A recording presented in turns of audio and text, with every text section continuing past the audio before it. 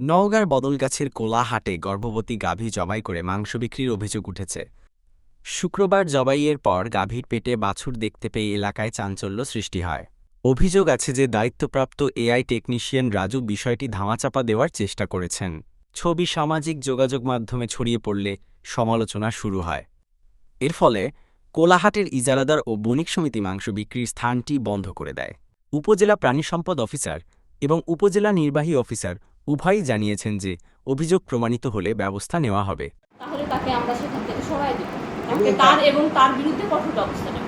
আমরা যদি দেখি যে সে যদি মানে অনিয়ম করছে কিংবা আর্থিক কোনো লেনদেন থাকে, তার যদি কোনো দায়ভার থাকে, তাহলে অবশ্যই প্রাণী সম্পদ দপ্তর তার বিরুদ্ধে কঠোর ব্যবস্থা। আমি সহ আমার ভেটেরিনারি সার্জন এবং আমার যে FAI এরা প্রতিনিয়ত কিন্তু মনিটরিংয়ে যায়। আমরা মাসে না হলে একবার দুইবার কিন্তু আমরা সবসময় মনিটরিংয়ে থাকি।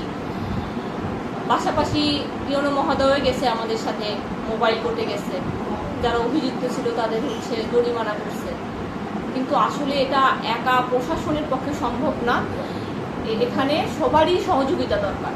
স্থানীয় প্রশাসন, হাট ইজারাদার এবং যে বণিক সমিতি, সবাইকে সচেতন না হলে আসলে এই অপরাধটা দমন করা সম্ভব।